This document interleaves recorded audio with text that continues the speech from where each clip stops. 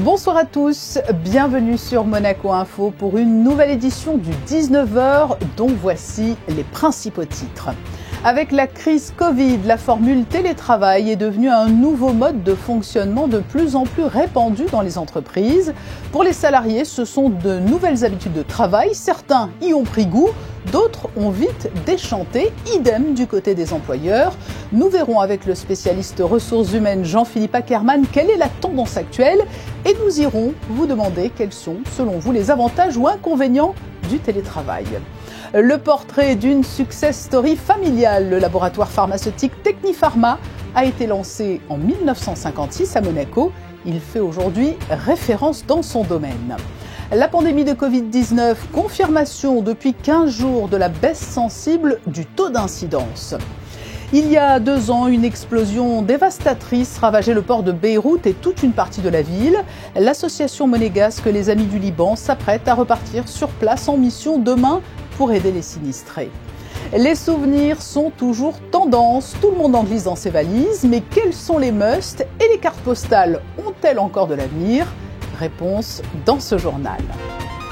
Travailler chez soi, à distance, dans le confort de son lieu de résidence, c'est une pratique qui a pris un essor considérable avec le développement des nouvelles technologies et surtout en raison du confinement imposé par la crise Covid. Mais c'est une nouvelle organisation qui séduit tout autant qu'elle rebute. Nous sommes allés vous demander ce que vous pensiez du télétravail, quels étaient selon vous les avantages et inconvénients. Des propos recueillis par Christina Tomel et Lionel Bernardi.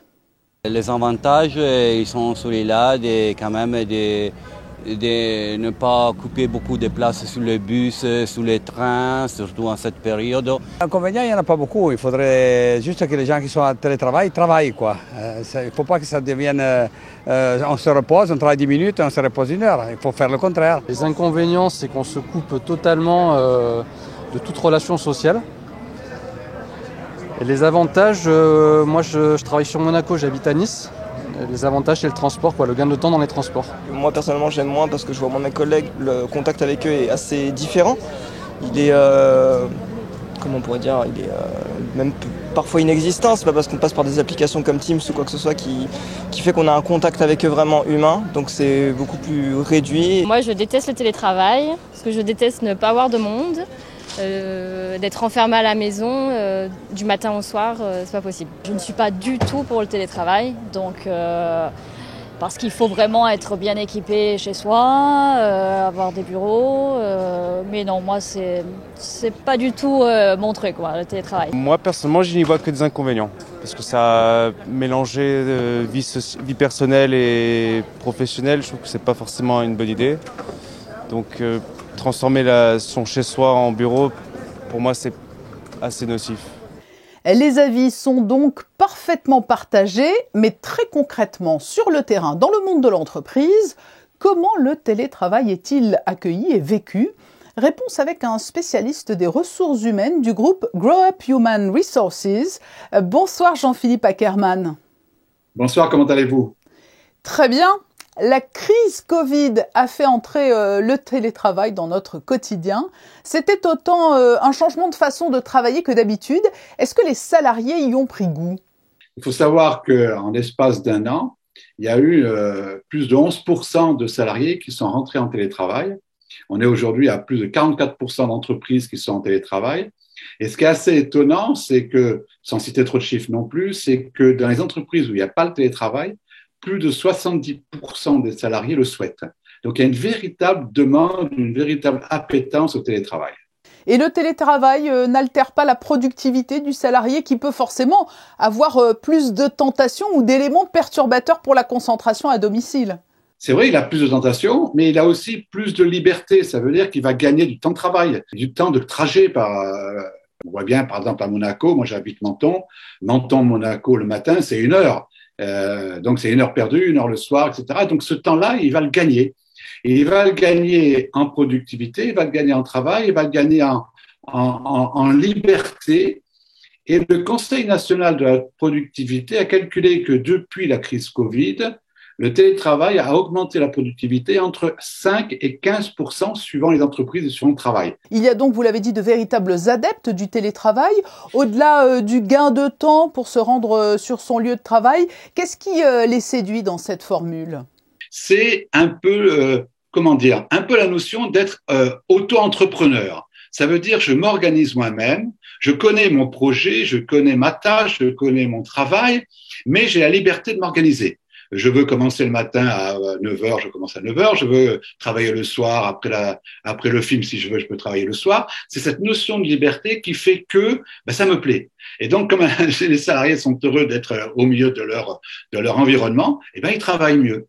Mais cela peut donc être envahissant. Pour certains, ça a été très déstabilisant de mêler vie privée et vie professionnelle. Comment bien mettre une frontière entre ces deux notions lorsque l'on télétravaille? La première des choses, c'est qu'on ne peut pas faire du télétravail sur son canapé ou sur son lit. Ça, c'est pas possible. Ça veut dire qu'on ne peut faire du télétravail que si effectivement j'ai un environnement favorable au télétravail. Il faut au moins que j'ai un espace dédié.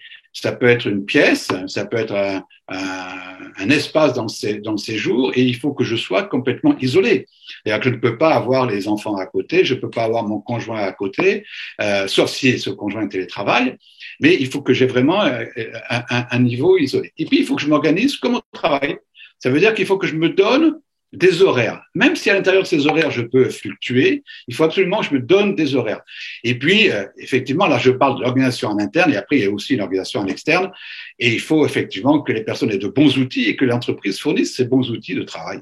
Du point de vue des employeurs, le télétravail semble tout de même un peu moins être apprécié que du côté des salariés. Est-ce que c'est vrai? J'ai remarqué ça. Ça veut dire qu'en fait, l'analyse que je fais, c'est qu'on a toujours eu un management très vertical, en fait, très descendant. Et là, ça veut dire que j'ai plus la notion de, entre guillemets, de surveillance. J'ai une notion de confiance. Et il faut travailler cette confiance. Cette confiance, elle se décrète, en fait. Ça veut dire que vous êtes quelqu'un de compétent, vous êtes quelqu'un d'adulte, vous savez gérer votre famille, vous savez gérer votre temps libre. Je vais vous laisser gérer votre travail. Moi, je pense que la crise Covid a révélé deux tendances, c'est-à-dire qu'il y a la tendance des chefs d'entreprise qui ont pensé que ce n'était qu'une parenthèse et que je recommence après ce que je faisais avant. Mais pour les salariés, ça n'a pas été une parenthèse, ça a été un changement radical de mode de vie, à savoir que le travail ne devient qu'un moyen à la vie, alors que souvent le travail était la finalité de la vie. Mais l'esprit de groupe et d'appartenance à une équipe et une entreprise, est-ce que tout cela, ce n'est pas menacé par le télétravail? On va travailler sur le cadre de référence. Le cadre de référence, quelle est la mission de l'entreprise? Quel est le pourquoi de l'entreprise? Quelle est la vision de l'entreprise? Quelles sont les valeurs de l'entreprise qui font que je crée le groupe, je crée l'esprit groupe? Et puis, on va gagner du temps. On va gagner du temps, on va gagner de la productivité. Mais c'est bien aussi que ce temps et cette productivité, elle soit redonnée, par exemple, par les team building. Et puis, quelqu'un qui est en télétravail, il reste disponible. Il reste disponible aux horaires de travail, il reste disponible par Zoom, comme on le fait en ce moment tous les deux, et il continue de travailler sur du projet commun. Il ne travaille pas sur un projet individualisé, mais sur un projet commun qui fait qu'on va créer cet esprit groupe, cet esprit même de fierté d'entreprise. Alors pour les salariés plus âgés, ça a été une découverte. Les jeunes, eux, vraisemblablement, vont être une génération télétravail. Ils sont accros. Des études montrent que cela fait partie aujourd'hui de leurs exigences dans leur recherche d'emploi. Comment peut-on expliquer ce phénomène? On va l'expliquer peut-être par l'esprit de liberté. Les jeunes aujourd'hui veulent de la liberté. Ils veulent être un peu leur patron. Ils ont un peu de soucis avec l'autorité. Mais ils n'ont pas de souci avec l'entreprise, ils n'ont pas de souci avec le travail, ils n'ont pas de souci avec le projet, ce qui fait que le télétravail est vraiment la bonne formule. Eh bien voilà, un message toujours positif avec vous, Jean-Philippe Ackermann, et merci pour cet éclairage sur le télétravail.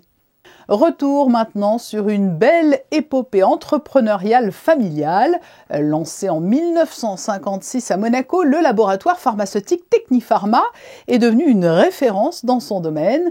Et Yannick Debevert nous en raconte l'histoire sur des images de Lionel Bernardi. Tout est parti d'Algérie en 1956 et voilà qu'aujourd'hui Technipharma fleurit en principauté.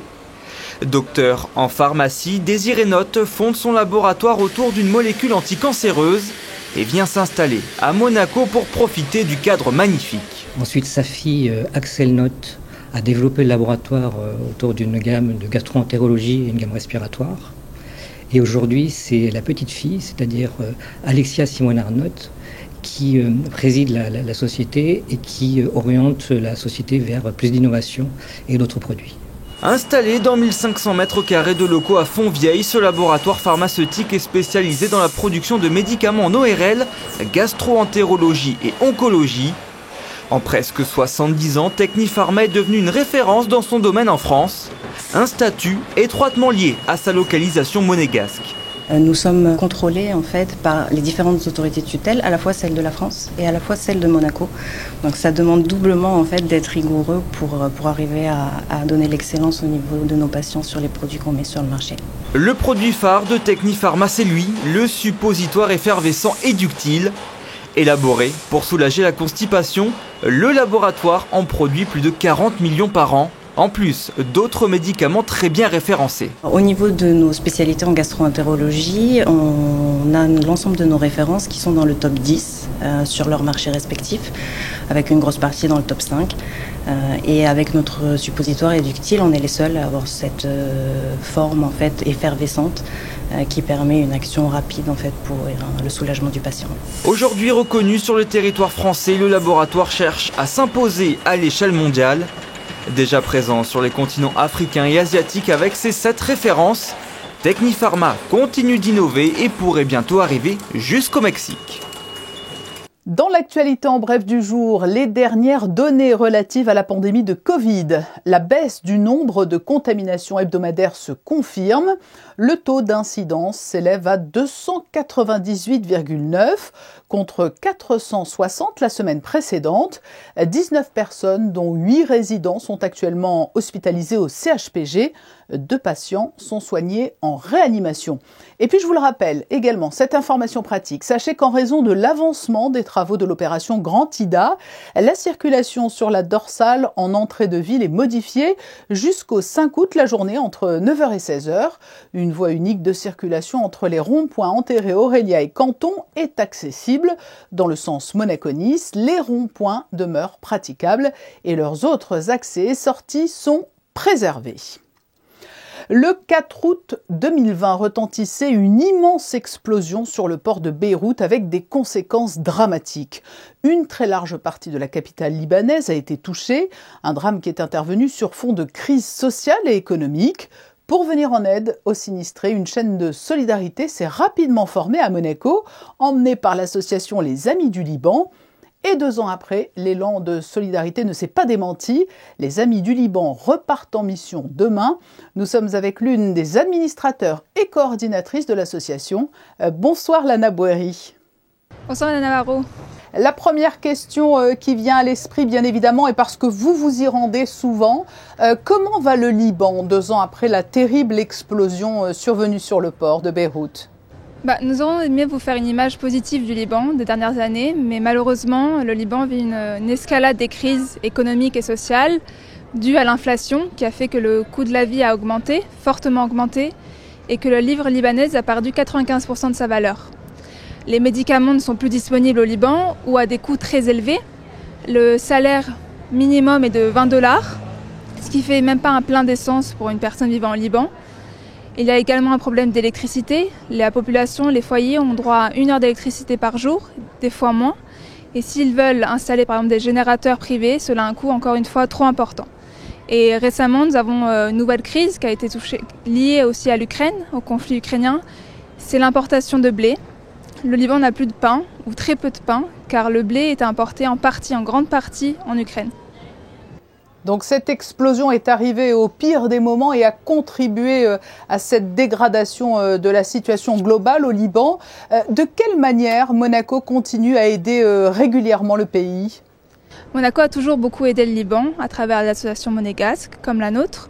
Nous avons reçu un appui très important de la direction de la coopération internationale à plusieurs reprises pour répondre à l'urgence. D'autres associations monégasques nous ont apporté leur soutien, telles que la MAD, Monaco des Présences, le Lions Club de Monaco et la Croix-Rouge monégasque.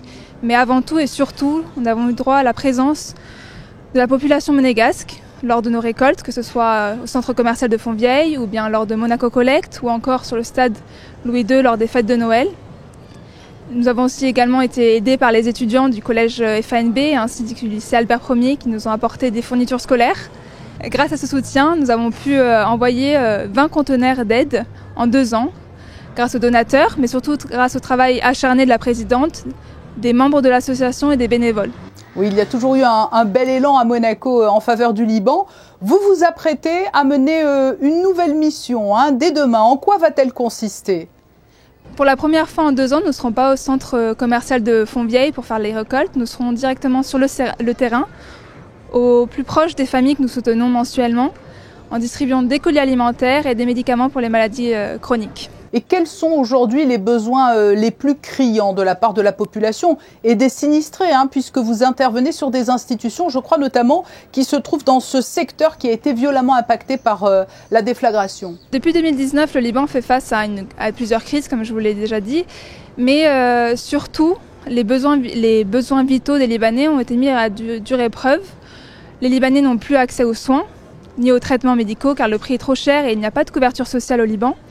Une alimentation saine et variée n'est plus une priorité pour les foyers libanais. Et aussi l'éducation.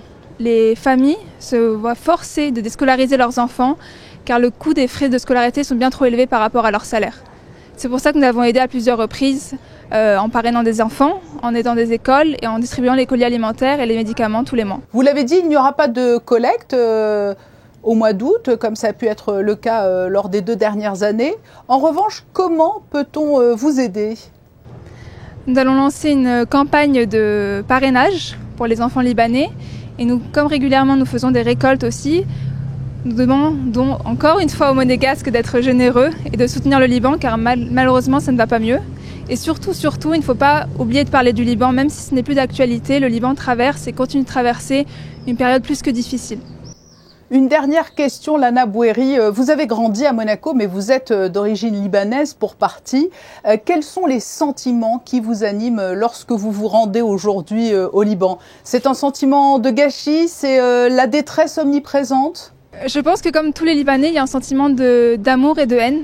On aime le Liban parce que c'est un endroit qui est convivial, parce que notre famille est là-bas. Mais on ressent de la haine par rapport à ce qui se passe, aux crises que les foyers vivent, que les familles doivent endurer, mais c'est un soulagement de pouvoir aider, même si c'est à notre niveau, on fait de notre mieux. Merci pour ce témoignage, Lana Bouheri. Et je rappelle donc que l'association Les Amis du Liban repart sur le terrain dès demain pour aller aider la population sinistrée. Merci Patricia. La région est particulièrement fréquentée en cet été 2022. Nous serons d'ailleurs demain avec la directrice adjointe du tourisme et des congrès, Sandrine Camia, qui nous révélera les chiffres du mois de juillet. Pour tous les touristes, avant de quitter Monaco, le passage incontournable, c'est le magasin de souvenirs. Pour partager un peu de ses vacances avec ses proches, Alexandra Pani et Jean-Alexandre Dordet sont allés découvrir quels étaient les produits les plus demandés cet été.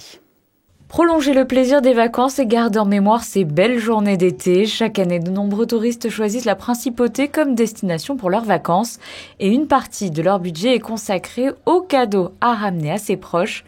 Les ruelles du Rocher sont connues pour abriter grand nombre de magasins souvenirs, casquettes et t-shirts Monaco, des torchons ou encore des mugs. La liste d'articles à ramener dans sa valise est longue, mais certains sont indétrônables. J'aime bien ramener des petits magnettes, des petits porte-clés, c'est des petits cadeaux sympas qu'on peut faire à tout le monde. Et puis ça rentre dans la valise, ça prend pas de place. I usually buy hats. I bought one today. And I also like to take shot glasses. That's from everywhere we go, we always buy shot glasses. Selon les âges ou les cultures, les produits recherchés ne sont pas les mêmes, mais le côté pratique l'emporte souvent. Ça va être surtout les cartes postales et les magnettes, forcément. C'est le plus simple et c'est plus petit aussi à emporter pour ceux qui sont en avion ou même...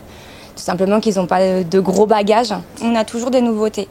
Donc on essaye dans tous les cas de se moderniser petit à petit aussi. Mais non, on reste quand même dans le classique pour que ça plaise aussi à tout le monde. Le classique, une valeur sûre, mais si la plupart de ces articles viennent d'Asie, la tendance aujourd'hui s'appuie sur la consommation locale et l'artisanat. Alors pour vos prochains achats, pensez aussi aux boutiques de produits locaux, biscuits ou boissons typiques de la région, un souvenir à partager qui fera plaisir à tout le monde. Cela a été pendant longtemps le souvenir en tête des ventes. La carte postale est-elle toujours prisée ? Alexandra vous a également demandé si vous mainteniez cette tradition. On continue à en acheter, on continue à en envoyer et c'est indispensable. Et ça nous fait plaisir d'écrire et d'envoyer et que les personnes reçoivent notre ressenti, quoi. Les personnes sont surprises quelquefois parce qu'on a l'impression d'être dans un autre temps, mais on persiste. Et c'est important. Ça fait toujours plaisir. Hein. Oui, on en envoie aussi à la famille, les papis, mamies et tout ça. J'adore écrire déjà. Les cartes postales, c'est quelque chose qui reste.